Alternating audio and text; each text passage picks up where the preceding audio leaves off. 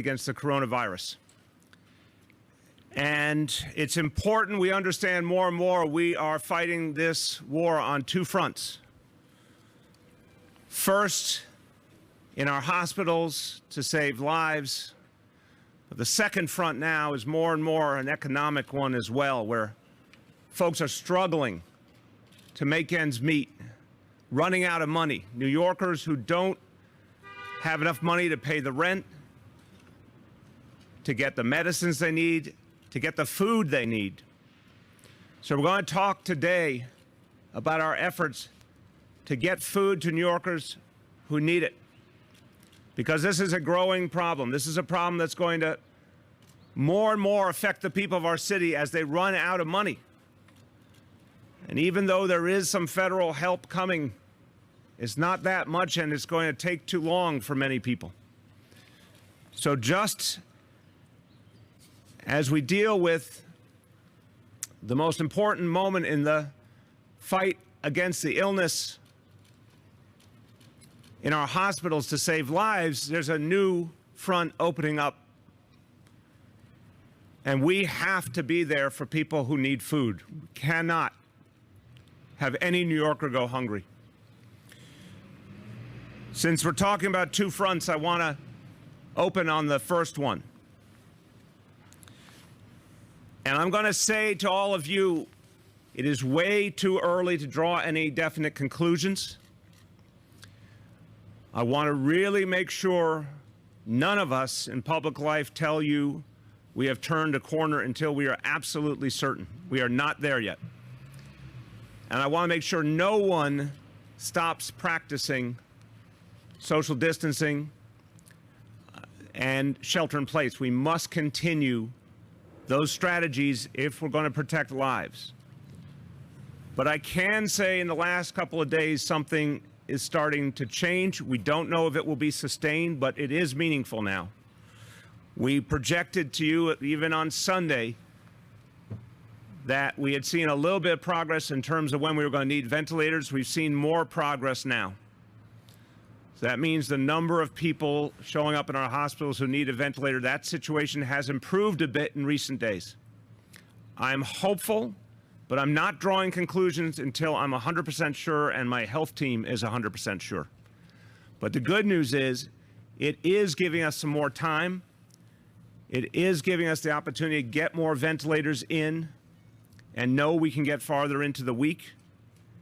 So that's very good news. Just the fact that we know we've bought a few more days and we can absolutely protect lives because ventilators will be there, that's crucial news.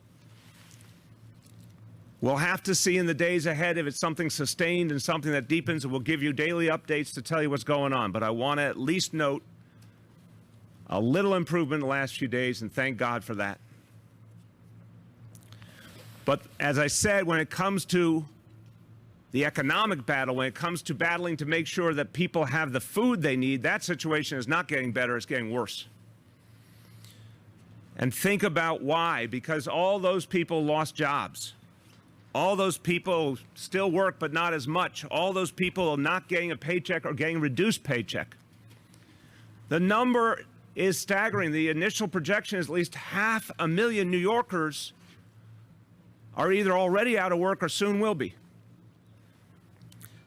That is the kind of level of unemployment and economic distress. The only comparison you can make for that is the Great Depression, which scares me to death to even say that. And it's right where we are here. Here in Manhattan, I am reminded of what this city went through. In the Great Depression, I'm reminded of it because of the stories I heard from my family, my older relatives who went through the Depression right here in this part of New York City. And the stories they told about how difficult it was, how painful it was, how disorienting it was. We have to understand that what we're going through now, what we will go through, that's the only parallel we can look at. And we cannot underestimate the problem for everyday New Yorkers, especially when it comes to food. We're having a lot of people literally having to ask that question, where is my next meal coming from? More and more people are in that situation. So we have to act very aggressively to address that. Now, I want to be clear. I've given you the extent of the problem, but I want to be clear what the mission statement is.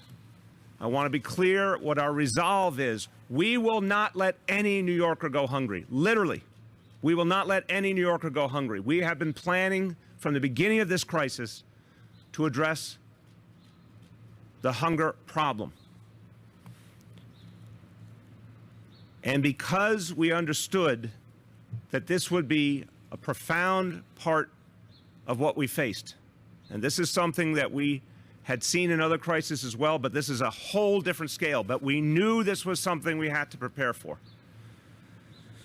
I named a few weeks ago an extraordinary public servant, Commissioner Catherine Garcia, as our food czar, with the responsibility to come up with a system that we've never had to have in decades in this city, but a system to feed people on a mass scale if it came to that. She has been working closely with the Department of Education, Department for the Aging, and Emergency Management to immediately put into action a food plan, but also build for anything bigger we may need to do. The Chancellor and I had opportunity, very special opportunity, to spend some time with the food service workers here at PS1. They've served 3,100 meals in the past week to people who need it. They're good people. I said in there, they're another kind of first responder. They've showed up to help people in need, and they've been a lifeline for people in this community. So 3,100 meals in the past week for children and families right here in the Lower East Side. This is a part of something much bigger. And I want to thank, of course, everyone at PS1, all the teachers and staff, everyone who's been part of this effort here, the food service workers, the principal, Amy Hom, everyone who has done this work, and this whole team that has come together focused on food. Chancellor Carranza, again, from Department for the Aging, our Commissioner Lorraine Cortez Vasquez, of course, our Health Commissioner, Dr. Oxiris Barbeau, all of them, our Emergency Management Commissioner, Deanne Criswell, working under the leadership of Catherine Garcia, who's been helping to coordinate all the agencies in common cause. And as always, our elected officials are helping us spread the word, helping us find people who need help, helping us to make sure we have the resources we need. Thank you to State Senator Brian Kavanaugh, who's with us now, for everything he's done. So I want to give you a sense of the scale of this effort, and this is just the beginning. In the last 3 weeks, the efforts of Department of Education, Department for the Aging, Emergency Management, all coordinated by Commissioner Garcia, those efforts have provided 2.6 million meals to New Yorkers who needed food. 2.6 million meals in the last 3 weeks, and that is just the beginning. Now, everybody, the site you see here, there are 434 other sites around the city just like this, where anyone can come, get breakfast, lunch, dinner, all three if they need it, for as many members of their family as they need. So we're asking for students or students with their parents to come earlier in the day, 7:30 to 11:30. We're asking adults who are alone to come later in the day, 11:30 to 1:30. But it's the same exact standard everywhere. No one is turned away. No one has to pay anything. You get as many meals as you need. This is about making sure people have food. Now, there's a different initiative for the senior citizens who need help, for folks who are homebound, for folks who are vulnerable, and that the only solution for them is a delivery. There's also a growing delivery system. This is something Lorraine Cortez Vasquez has been working on from the beginning, and it's building all the time. So anybody who truly needs a home delivery can call 311, and we'll get them that delivery, or they can go to nyc.gov/getfood to sign up. There's a lot of different things that we can get for people. We've got these grab-and-go sites at the schools. There are a lot of food pantries, the home delivery. We can make sure people who do not get food stamps sign up if they're eligible. Lots of different things we can do to help people. So again, anyone who needs help can go to 311. You can go to nyc.gov/getfood or text the word food. Or in Spanish, they can text the word comida to 877-877 to find the site nearest them. So if anyone needs it, you can use that text. Again, the word food or the word comida to 877-877 and find out a site near you where you can get the food you need for yourself and your family. Now, that's about helping all New Yorkers, anyone in need. But I also want to mention something very particular about our heroes, our healthcare workers who are at the front lines dealing with this crisis. It's been a very, very difficult month for them. The month of March into April has been very, very tough.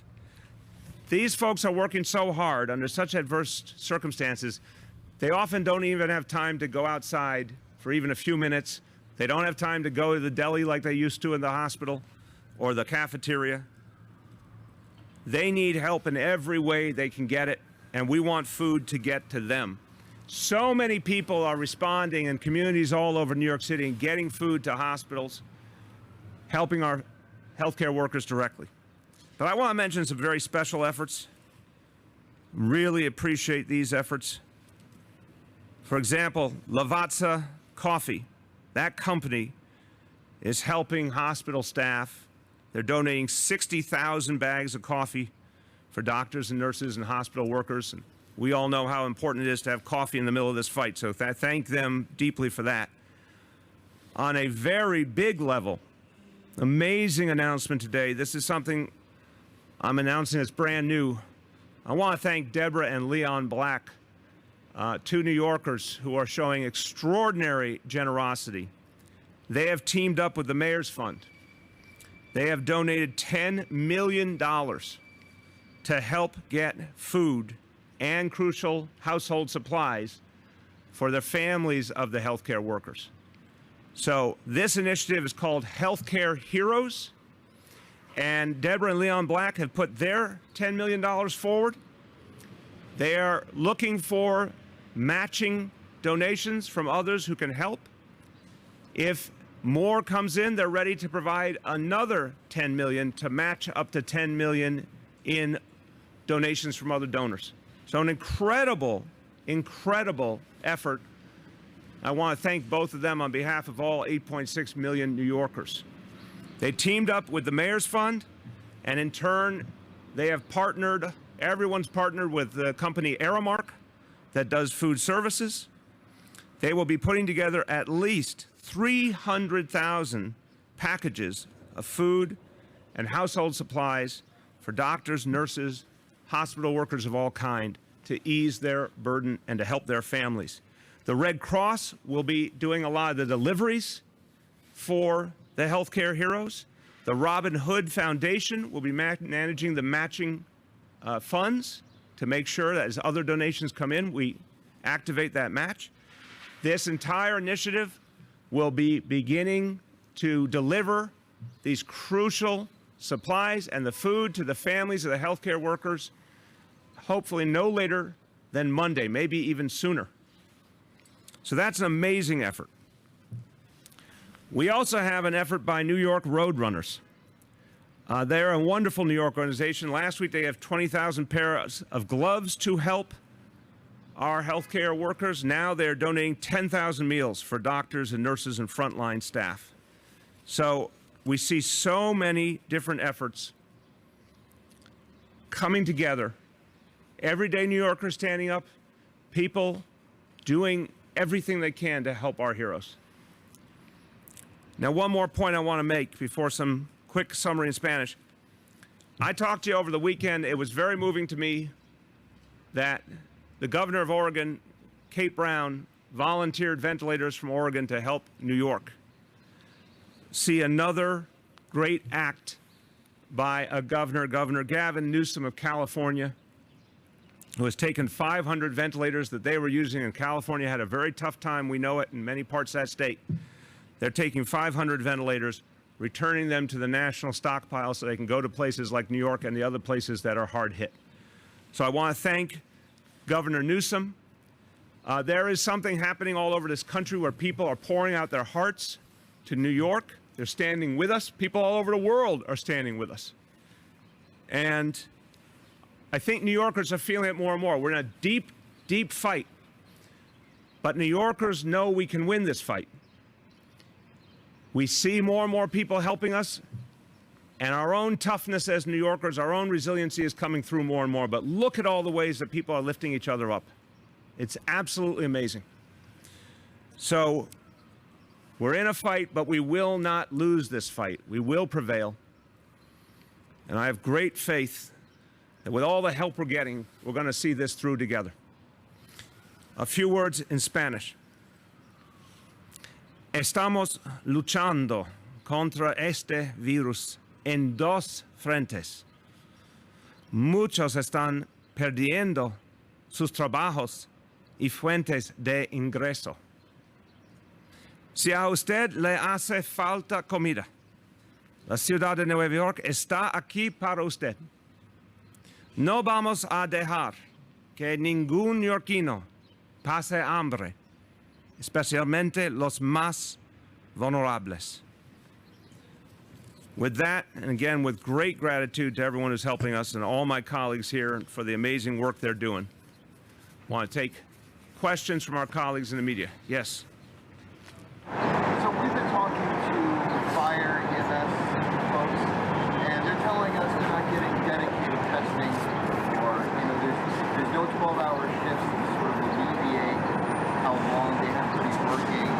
N95 masks are scarce, supplies are scarce. Okay, wait, just speak up a little more. I'm sorry. Supplies are scarce for fire EMS. I know we've talked a lot about hospitals getting the resources, but what about for EMS? What about for paramedics? Yeah, I spoke to Commissioner Nigro yesterday. He affirmed every time he has said they need additional N95 masks or any PPEs, they're getting them instantly. It's a priority to support our first responders. Everyone is working on a crisis standard. So I keep saying this is so important. There's an ideal standard we'd all like to be at. We're not there now because we're in a crisis, because of the shortages all over the country. So the standard, the crisis standard held by the CDC is what we're matching consistently. And fire department EMS have those N95 masks to meet that standard. Anything more they need, they will get, period. Period. Dan Nigro calls and says, I need something more. It will be immediately provided from everything that we have. So we want to make sure that happens. Testing has been prioritized for first responders, and we're continually trying to add to the amount of testing. We all know that's been an uphill battle from the beginning, but as we get more testing capacity, first responders, healthcare workers are a priority. So I think literally with every day, particularly if we get a little bit of relief here in the progression of disease, we'll be able to get more and more supplies in and be able to help more and more people. But there's no question in the world, they are a priority. Commissioner Nigro asked for supplies yesterday? Commissioner Nigro said he had the N95s that he needed. I said, whenever you need a resupply, you'll get it immediately, period. Yes. You can take it down safely for this. You are well distanced. You mentioned at the beginning seeing something starting to change in the hospital. I'm hoping you can just go into some more detail about that. Are there numbers or hospitalizations leveling off, deaths leveling off? Yeah. So I spoke to Dr. Mitch Katz, and obviously health and hospitals has been the hardest hit. Elmhurst has rightfully been focused on as this kind of the epicenter of the epicenter. But we know that Lincoln Hospital in the Bronx, Bellevue, Queens Hospital, many others have borne the brunt. For the first time in many days, we did not see a major increase in the number of ventilators needed in those hospitals yesterday. Very striking. When you go back about 2 weeks, every day there was a substantial increase. Some days more, some days less, but every day there was a substantial increase. We needed more ventilators than the day before, every single day. For the first time yesterday, they were pretty much breaking even. That's not the end of the discussion, Aaron. We have to watch out. This is a disease that, if you take your eye off the ball, there's nothing that stops it from reasserting. So we have to be careful. And no one should let down their guard. No one should stop taking the precautions. But just on the sheer numbers, some improvement was evident yesterday. Again, that's buying us some time to get more ventilators in and get ahead of things. That's encouraging, but we got to see it happen for a number of days before we can declare it a bigger trend. The number intubated, I believe he said they were around 830 across their system. So they're about 20% of the healthcare capacity of New York City is health and hospitals in terms of hospital beds. They had about 830 people intubated. So that number was pretty stable from Sunday into Monday. That's the total number. Correct. On the state level, they've seen, the deaths have also started to kind of level off. Are we seeing that? We are tracking the state information is what we are using. And so we agree with the state on that, but also, and I think the state's in the same place, we want to report something good, just like we have had to report the tough stuff, but it's too early to call it a pattern or trend, because we don't want a situation where, you could see something change rapidly the other way, and we don't want to give people the wrong sense of things. Also, really crucial, this is testament to the fact that social distancing, shelter in place, clearly is having an impact. We got to keep it tight if we're going to consolidate our gains here. If people suddenly start loosening up, you're going to see those numbers shoot right back up. Yes. So You can take it down for this. You're within your rights. we're talking about social distancing. What is happening in laundries, supermarkets? I see people into the laundry full of people, and then without wearing a mask, and this is getting people, it's not getting the message. What do you think about this? Because I know that laundries are essential places, Yes. so there isn't a limit for the people that can be outside, but should be the government do something about getting implementation of more rules, because nothing is being done. That's what I think. Well, I don't think nothing's being done. Right. You've seen some examples, and I'm concerned about that. I think in general, because look, our enforcement agencies, NYPD, FDNY, Sheriff's Office, Buildings Department, you name it, they've been out there constantly now for weeks. Hundreds of thousands of times they've gone to businesses, they've gone up to everyday New Yorkers to do enforcement. And what we're finding consistently is people do respond to the enforcement. If they're told break up, if they're told spread out, they do it, with very, very few exceptions. What we've got to keep tightening up is that if you see something, call 311, and that enforcement is supposed to come rapidly. Had this conversation with Commissioner Shea and the other commissioners. That has to be very fast. So, yes, people need the laundromats. They were kept open for a very specific reason. We want people to have clean clothes. The cleaning of clothes actually kills the coronavirus. That's a good thing. But you can't crowd into a laundromat or a supermarket or a pharmacy or anything like that. So it means that the people who work there have to remind people. And if they're not getting cooperation, they need to call 311 immediately. I need you to say this, please, everyone. Anyone who sees crowding or people are not socially distancing, call 311 right away, and we will send enforcement agents immediately. And again, we're going to warn people, and if they don't follow the warning, they can be fined now, and those fines can be very substantial.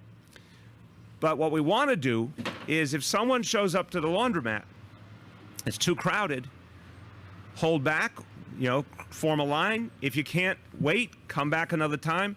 People should be really smart. Only go to the laundromat as little as you can.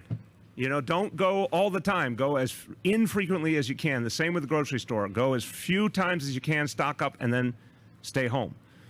But that ability to send enforcement over quickly is what will make all the difference here. Who has not gone? Okay, Jeff. Mr. Mayor, there are some concerns being raised from people around the city that the virus is exacerbating inequality. There have been concerns raised about testing, where it's available, number of beds in certain parts of the city, and also that the city hasn't released ethnicity data of who's been affected with coronavirus. So I'm hoping you can address the issue of inequality and why the city won't release ethnicity. We are releasing data this week. The data in an atmosphere of crisis is less precise. This won't surprise you, Jeff. Gender is immediately available. Age is immediately available. The ethnicity data in a crisis atmosphere where healthcare is being provided rapidly to everyone that can be reached, that's been less of a focus to get the ethnicity data in that environment. So we have enough data to put out. I'm not sure it is as perfect as it could be, and I think it'll take time to make it better, but we're going to have something out this week for sure. And what it will show, and I've already spoken to this from the maps that the health department has put out, this is clearly tracking health disparities in general. I've said that before, I'm going to say it again. I cannot be more blunt. This disease is affecting people disproportionately in lower income communities, in communities that have had more health problems historically, and in communities of color. The extent of that disparity we're still trying to fully understand, and the data will help us understand, but it will not be the final word, because again, it is preliminary and imperfect data in the middle of a crisis. But there's no question in my mind, we've already put that out publicly, we've already said there is a disparity dynamic here. It is real, it is meaningful. Now, how do we keep addressing that? First of all, on the question of beds, there is no question we've been tracking beds to a fairly well. Beds have been available, are available. Right now, I've had this conversation with Mitch Katz literally every day with a whole team of people at OEM. We projected the worst case scenario. We prepared for the worst case scenario. We are not experiencing the worst case scenario right now. Thank God. There is no place in our public hospitals, and Jeff, you would agree, the public hospitals are explicitly the place where so many people who experience those health disparities go for their care. That's the #1 venue. There are beds in all of our public hospitals. Some have had to transfer patients at times, at peak times, from one public hospital to another, but there's always a bed. So we know there's disparity. The whole effort to keep ahead of this with the ventilators, with the PPEs, has been for everyone. But clearly, if this is tracking healthcare disparities, it means that all this Herculean effort that all the healthcare workers are putting in, all the supplies from around the country, is explicitly to help everyone in need.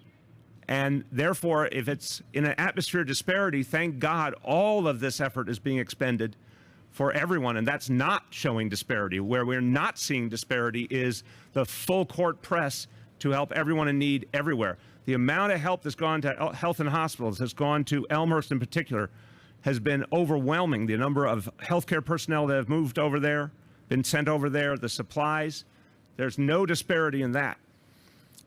The military, when I made the request of the military to send medical personnel, it was explicitly for our public hospitals, for frontline work in the ICUs and emergency departments. We've gotten about 300 military medical personnel. I am expecting more, but that's going right to where the need is greatest. So all of that speaks to the situation, the testing issue. This has been the worst part of the equation from the beginning. If we had the testing, January, February is when it could have made a huge strategic difference. Once it finally started to arrive, we essentially found out that within days it was too late, and we already had community spread. Testing now cannot allow us to change the basic trajectory.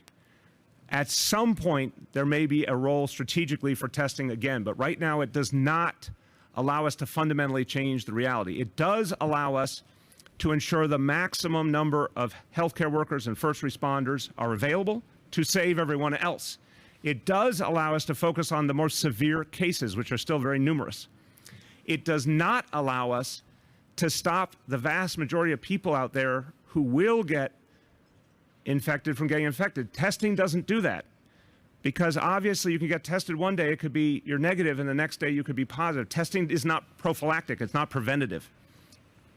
If you had 100% universal testing, that would be a different matter. We're nowhere near that right now. So I understand why people are yearning for testing, and they see what feels like disparities in the provision of testing, but I want to say, and there are, clearly, but that's not the same thing as whether the testing would save lives the way we need lives saved. That train left the station a long time ago. But we're going to try and figure out if there's anything else that we can do, and I'll have more to say on that in the course of the week. I do think there's strategies that we might be able to innovate to try and figure out where we can get particularly more education efforts and more multilingual education efforts to communities that need them. See over here if there's anyone. Going back over here. Have you talked to Commissioner Shea about how the department's doing today with the number of officers that are sick or the ones that still need testing? And do you know if there are any specific testing sites that have been opened around the city for cops, firemen, paramedics? I don't know, and we can get back to you today on specific locations. I do know that both police and fire, from talking to both commissioners, report a substantial number of their members coming back from the disease. What we've talked about before, their frontline forces are overwhelmingly younger, healthier people. Officers on patrol, firefighters, EMTs, paramedics. Any of those who are getting sick, the vast majority are coming back rapidly after a week or two each. Some not, and we're very, very concerned about anybody who's suffering or anyone whose life is in danger. But the vast majority are coming back quickly. But the absentee level, the sickness level is still very high. Both Commissioner Shea and Commissioner Nigro are absolutely consistent in saying they have the forces they need. They have a deep bench.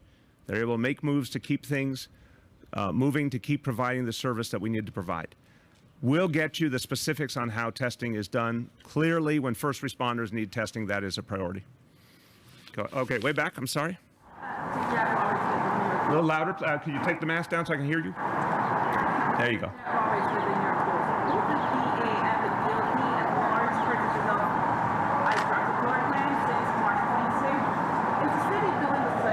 I couldn't hear the beginning.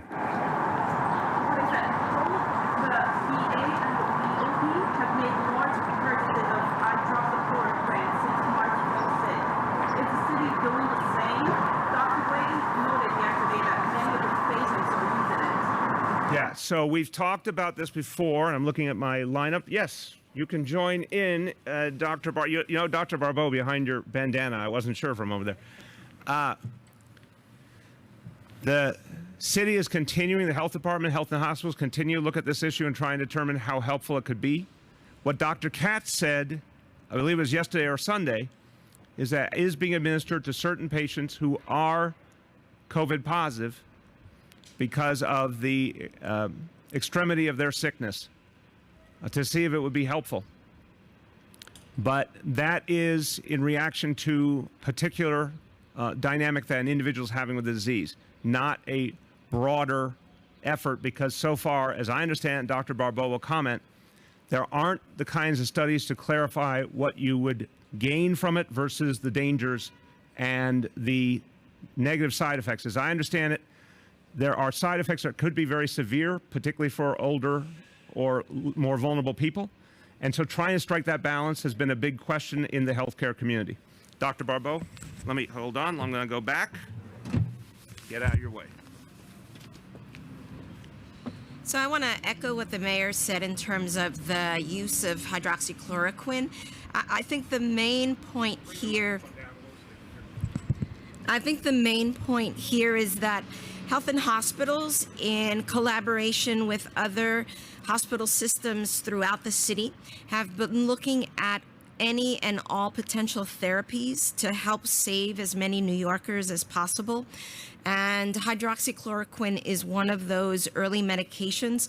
I think that there have been, to date, very few patients actually able to take the medication. So it's too early to say what the clinical benefit has been.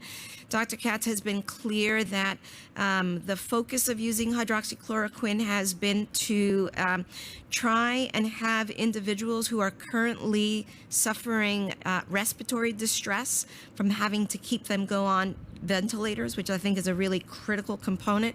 But again, it's still too early to know what the efficacy of hydroxychloroquine will be. And again, that's why it's really so critical for us as a city to adhere to social distancing, because what we're trying to do is not only slow the spread, but reduce the potential impact to individuals who may be adversely affected, especially those above the age of 50 with chronic underlying illnesses. Okay. Anyone else? Aaron? Looks like the number of deaths might be undercounted in the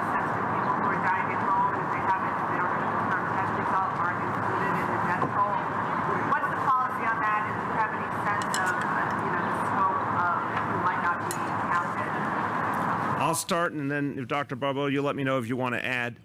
Look, right now, and I'm going to say this as a non-doctor, I am assuming the vast majority of those deaths are coronavirus related. It's understandable in a crisis that being able to make the confirmation is harder to do with all the resources stretched so thin, and with the central concern, Aaron, I think you would agree, the concern, the first use of all of the everything we've got, our professionals, our healthcare workers, our resources, the first thing we are focused on is saving the next life. So we do want to know the truth about what happened in every death at home, but I think we can say at this point, it's right to assume the vast majority are coronavirus related, and that makes it even more sober, the sense of how many people we are losing, how many families are suffering, how real this crisis is. It's again why I'm trying to be very careful, even while saying we see some good news, that we not overrate the good news. So I think we'll, over time, be able to get a clearer picture, but I don't even doubt for a moment what that broader reality is and how we should think about it to drive our action to keep saving lives. Anything you want to add? You're good? Okay. Last call. Anyone else? Yes. The city's plan to deal with the morgue space of bodies and patients that die. Where are we exactly in the city's disaster surge plan? Again, I'm going to be very clear that I'm just going to draw a line on this question. I'm going to say what I said last night on New York One. And I really am not going to keep getting into detail. We have the capacity we need. We don't want, we are hoping and praying we never have to come near using it. We're getting tremendous support from the military and the federal government. Everything we have asked them for, they've given us. We have a lot of capacity to deal with it. But remember, this is about human beings. This is about families that are suffering. And the reason I don't think it's something that we should dwell on is, I think every time we talk about it, we're talking about families that are going through a lot of pain right now. To them, it's their loved one. It's not some bigger discussion. It's about the person in their life they've lost. And we want to be really dignified and really respectful in our support for those families. So we're going to do everything we can to handle each case one by one, respectfully. And we will be able to deal with whatever's thrown at us. But right now, I just want to leave it at that and say the focus is on being respectful to those families while always putting everything we have into saving the next life. Last call. Okay, thank you, everyone.